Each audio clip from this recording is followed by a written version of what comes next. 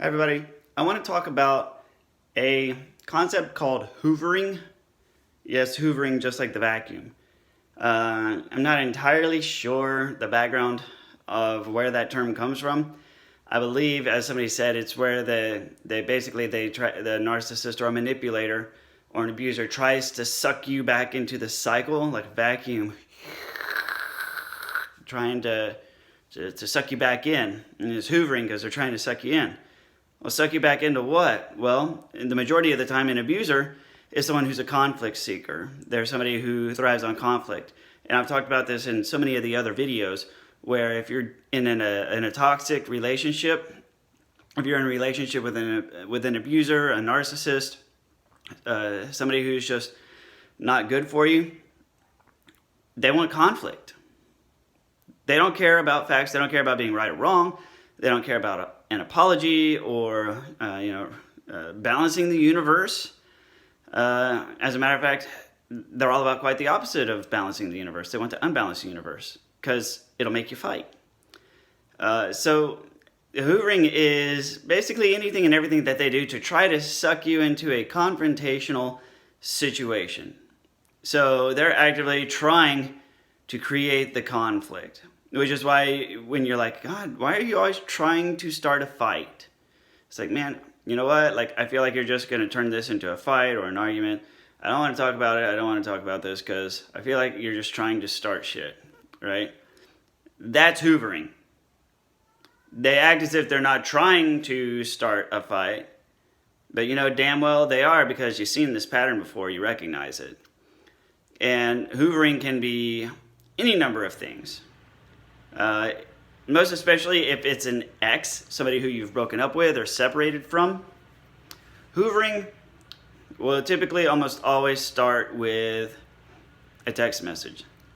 Something like, hey, what are you doing? Hey, it's been a while. Sort of feel bad about how we ended things. I'd like to just talk through some stuff if you don't mind. They do that, or they give you some profound apology. I've even seen pictures, it's support groups, pictures of these dudes that snap a picture of themselves crying. Like, I'm totally crying right now. Like, this is what it's done to me. Like, I feel really bad. And they send a picture. It's like, just so you know, it's like, I just want you to know that I'm not full of shit. I'm actually really crying right now. And the funniest picture was this dude. He had titties, right? I swear to God, he was a dude about my size, right? I don't have moves. This dude had titties, like legit A cups, right? He had no shirt on. He had some ugly ass tattoos that looked like a 8th grader did them. And he sends a picture like of him shirtless with his tattoos and his titties.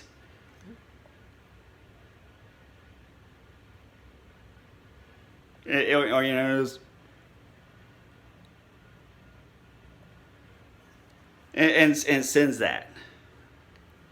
And it popped up in our support group, and my first thought was, why does he have titties? And so the response was, he says they're muscles. And I'm like, okay.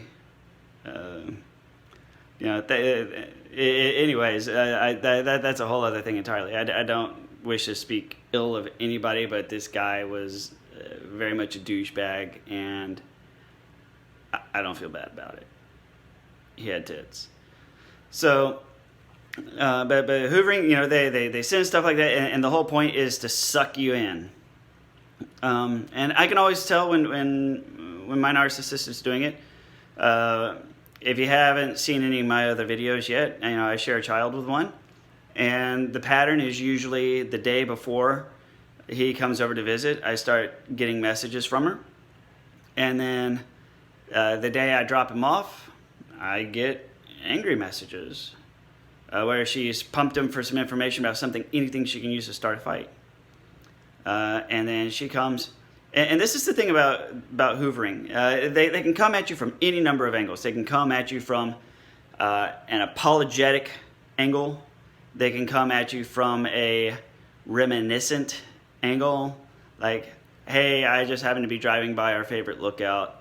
I know that, we're broke up. This isn't an attempt to get you back, but the sunset was really pretty out here, and I just happened to be driving by, and I just thought you could appreciate this beautiful picture of a place that used to be meaningful. So here you go. I don't expect a reply, but I just figured I'd send it.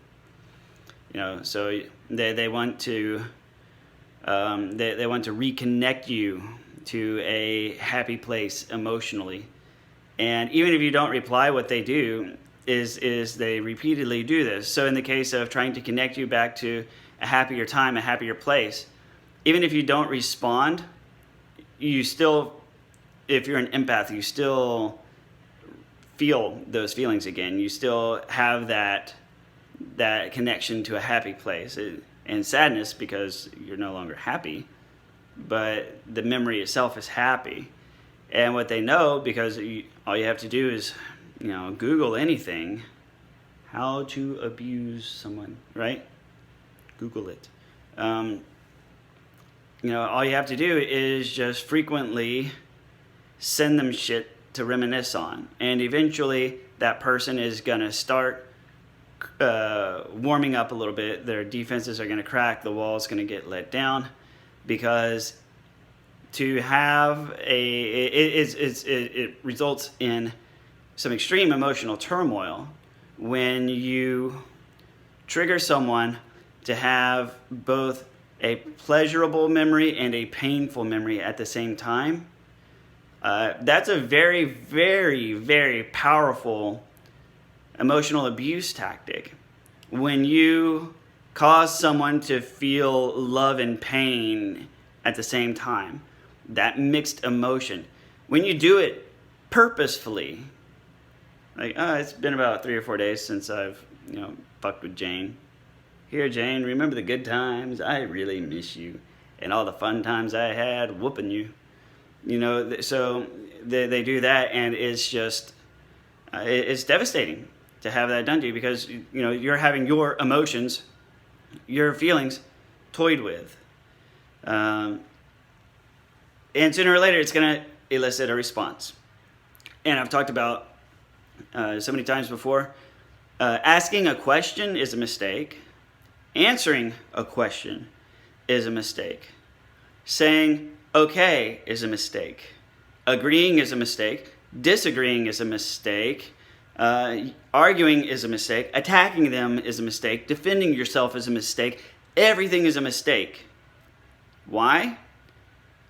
Because the only thing that they need for hoovering to work is a reply.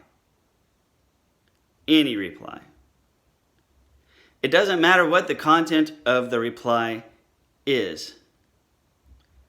The reply shows that you are now receptive enough to reciprocate communication. It is an indicator that you are now putting the target on your back once again. Children.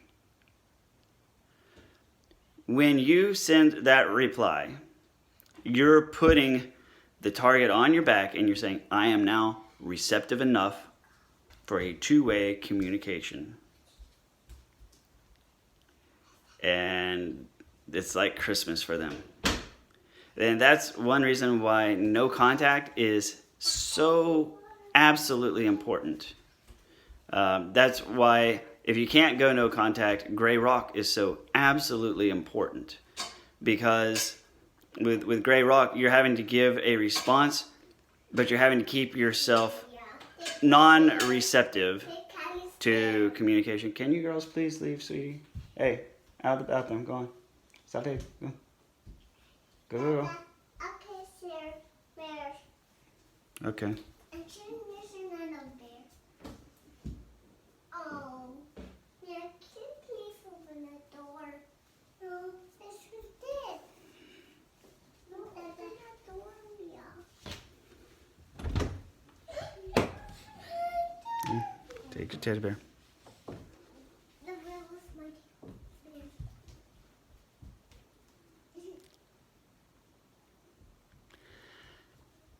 parenting. Anyways, this is why, you know, it's so absolutely critical if you're doing the gray rock that you do not respawn and wear the target on your back.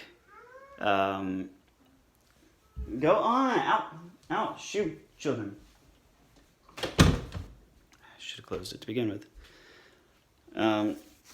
So yeah, that's hoovering. And with hoovering, it doesn't matter what you say, what you do. It is just the fact that you replied that allows it to work. I gotta go be a parent. This is why I can't have any hobbies. Any hobbies before 9 o'clock. Thank you very much for listening. Please like, comment, or share. Let me know your experiences with hoovering. I always love to hear from people. Hey, and you know what? I'm getting really close to having 60, as in 60, subscribers. So that's cool. Like I almost have like 5 dozen. So yeah, man, explosive growth. Yeah. No, I love the fact that so far at least 60 people have found my channel to be at least useful enough to have a subscription to. So that's really cool.